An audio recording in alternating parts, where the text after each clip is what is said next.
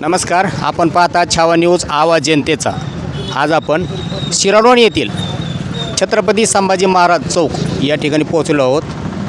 तर या ठिकाणी आपल्याला दृश्य वेगळं दिसतंय। तर काय दृश्य आहे नेमकं आपण त्यांच्याकडून जाणून घेऊयात। नाव सांगा आपलं। मी श्याम माणिकराव यादव पाटील, आंदोलक। 1 तारखेला मी जो उपोषण करणार आहे त्या उपोषणाचा विषय आहे छत्रपती शिवाजी महाराज चौक शिराडोण येथे। काही वर्षापूर्वी शासनाने काही क्षेत्र प्रतिबंधित क्षेत्र म्हणून घोषित केलं होतं।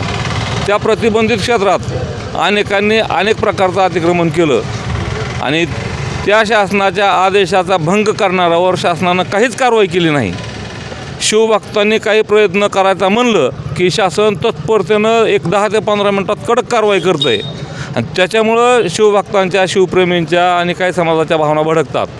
शासनानं दुजाभाव ठेवून वैयक्तिक टार्गेट करून केलेल्या कारवाईला उत्तर म्हणून आपण शासनाचा आदेशाचा भंग करू शकत नाहीत। कायदा हातात घ्यायची आमची इच्छा नाही। फक्त आम्हाला सनदशीर मार्गानं, शांततेच्या मार्गानं आणि संविधानानं दिलेल्या अधिकाराच्या माध्यमातून आमरण उपोषणाचा मार्ग आम्ही स्वीकारला आहे आणि तो मी छत्रपती संभाजीराजे चौकात करणारच। मला बसतो आहे। बरं, ज्या ठिकाणी अतिक्रमण केलेलं आहे आता तुम्ही सांगता त्यानुसार, तर त्याच्या ह्याच्यामध्ये आपण निवेदन दिलं का की ते अतिक्रमण हटवा म्हणून? त्याचं निवेदन आपण 21 तारखेला कलेक्टर साहेबांना दिलं आहे, 24 तारखेला एकनाथ शिंदे साहेबांना दिलं आहे आणि उपोषणाची संपूर्ण मानसिक तयारी केलेली आहे। याच्यानंतर आम्हाला पोलीस प्रशासन किंवा सगळ्या प्रशासनानं आतापर्यंत सहकार्य केलेलं आहे चांगलं।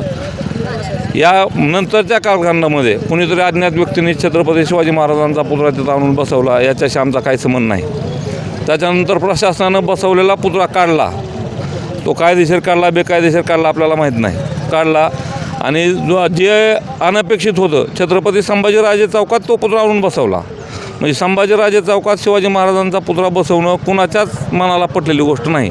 ही घटना वाईट नसली तरी 100% चुकीची आहे। शिवाजी महाराजांचा पुतळा हा शिवाजी महाराज चौकातच असला पाहिजे आणि संभाजी महाराजांचा पुतळा संभाजी महाराज चौकातच असला पाहिजे। बापाच्या गादीवर लेक आणि लेकाच्या गादीवर बाप कधीच बसत नसतो आणि ही पाप कोणी करण्याचा प्रयत्नसुद्धा करू नये।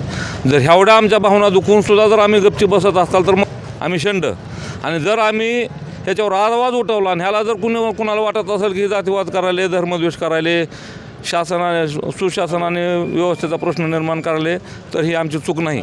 प्रशासनानं जर योग्य ती कारवाई अगोदर अतिक्रमण करणाऱ्यावर केली असती तर आमच्या भावना भडकल्या नसताना आम्हाला आंदोलन करायची वेळ आली नसती। आत्तासुद्धा शासनानं त्यांच्या आदेशाचं भंग करणाऱ्यावर योग्य ती कारवाई करावी आणि आम्हाला आंदोलन करण्यापासून राखावं। आमची अजिबात इच्छा नाही कोणाचा अतिक्रमण काढा किंवा कोणाला त्रास द्या, कोणाला काय अजिबात इच्छा नाही।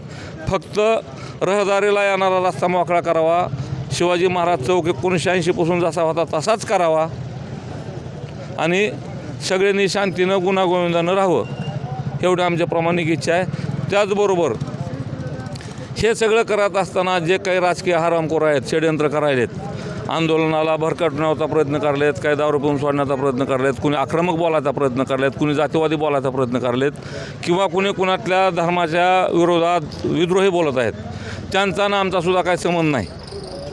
जर ह्याने आमच्या आंदोलनात षडयंत्र करायचा प्रयत्न केला तर त्या हरामखोरांना मी तुमच्या माध्यमातून इशारा देऊ इच्छितो की पुन्हा जर मी तुमच्या भ्रष्टाचाराच्या मागं लागलो तर एकाला गावातसुद्धा राहायचे वांदे होतील।